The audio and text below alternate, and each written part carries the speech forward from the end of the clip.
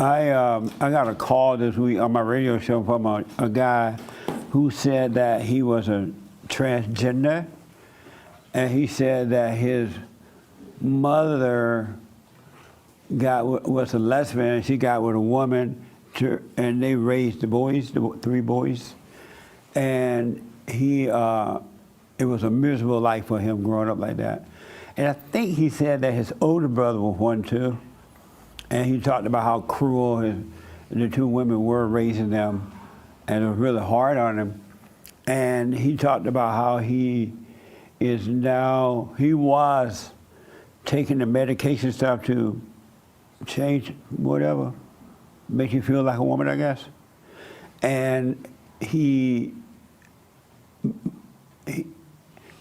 but he was unhappy about it. Well, he was unhappy, period. I don't remember the whole story, so I won't say it exactly how he said it.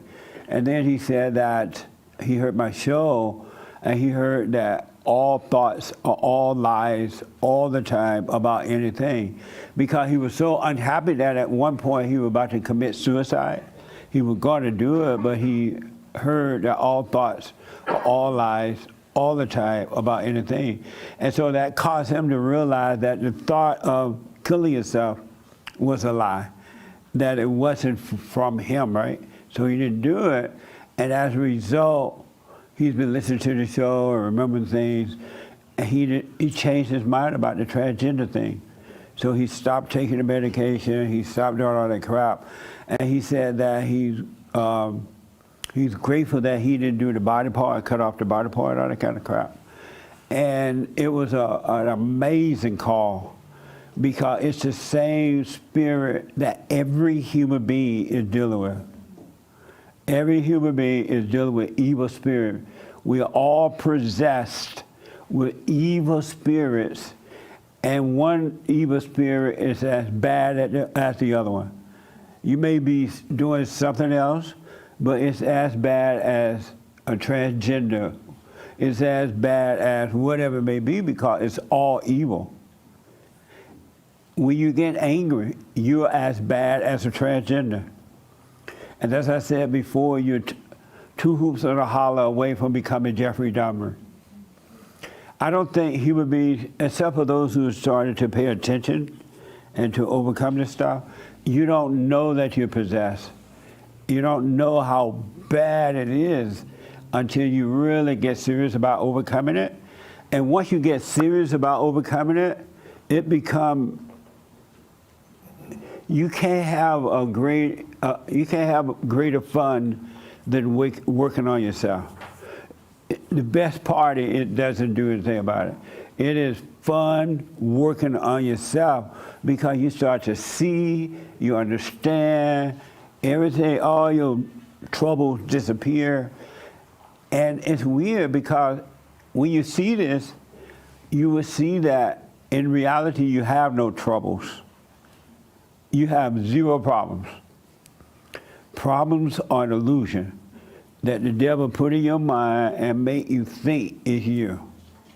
I was talking to Haight this morning in the office there, and he was saying it's amazing how people get mad at one another because what they think. They think a certain thing, and they can get mad at you about it. And it's crazy, but we're possessed. The body is possessed, and we're not living our natural, free life. We should be living a life with no problem, no issue, no nothing at all. It's been made for us to be that way. It's possible. But most people will not examine themselves. I was thinking about the thoughts, the imagination, and I listen to other people, and I watch what thoughts do when they come to me. Thoughts are all about self. All they ever do is repeat themselves. Even when they make you think about the past, it's something about self. Even if they make you think about the future, it's about self. Even when you're going to help the sick, or you're helping your parents or somebody, it's all about self. It's never, ever, ever about the other person. Even with your children, until you wake up, it's all about self. You're yelling at your children because they have made you feel something. You want your children to look right in the road, out in the street, because you want to look right. The thoughts are evil, and if you could just rise above the thoughts, everything will be done. When Christ said it's finished, it is finished. But you got to rise above the thoughts. All thoughts are all lies all the time about anything at any time. It's impossible for a thought to be true. Isn't that amazing? And yeah, human beings have so much faith in thoughts. And they repeat what the thoughts say about them. I'm a drunk. And I feel guilty about being a drunk. The thought lied to you. You're not a drunk. I wish, because words are so difficult, I wish they had never put anything to cover up evil. So you will grow up always knowing you're dealing with evil spirits. It's not you at all. But stay with it, working on yourself, work on yourself, work on yourself. I don't care what happens. You stay with yourself, and you'll see. You will be free. Once you become free of the mind, the rest will follow. It's in the mind, it's not true. Satan dwells in the mind. I was thinking of our government this week. Our government is totally about self now.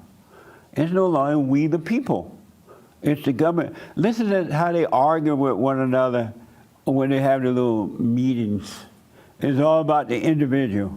And then they trying to yell at each other, curse each other out, scream now because they want the camera on them. They want the camera on them. There was this woman by the name of something Mace. Nancy Mace. Nancy Mace. She was yelling at Joe Biden's boy. Yeah, Hunter Biden.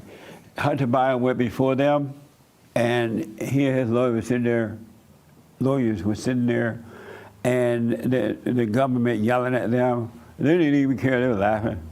And then when it was time for Nancy Mace to ask her a question, Joe Biden boys got up and walked out. They wouldn't even listen to her. And she's like, come back, come back. You just don't want to talk to me because I'm a woman? I was like, how would you say something at a job, a professional job like that? How did the government say you just don't want to talk to women are not allowed to talk, or something dumb like that? And then when he was sitting there looking at her, he wasn't responding. She's like, you just want white privilege. I was like, this woman bucking for the TV camera to come on her. That's all it was about. It was about Nancy Mace. And our government has become that way now. It's just like we the people. Ego people and everyone who has anger is, on an ego trip, is always all about self. Next time you make a phone call to someone, what how you feel about thinking about making that call? You either feel good about thinking about making it, and then you'll call the person up and pretend that you really care about them. You can care less about them. If they disagree with you during that phone call, you have hell to pay. But you felt good about calling them. The ego is not us.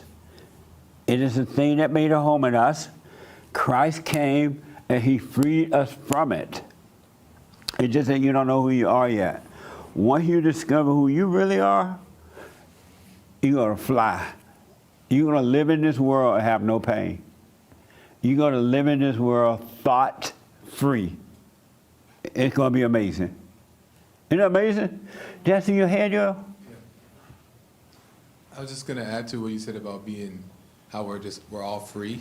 Right. But the very simple thing that I realized is that we're free, but we just won't endure to realize that we're free. Meaning, like, as soon as like some type of thrill comes, we were in the present, we were in the moment, and we're free, but the thrill just takes us right off track.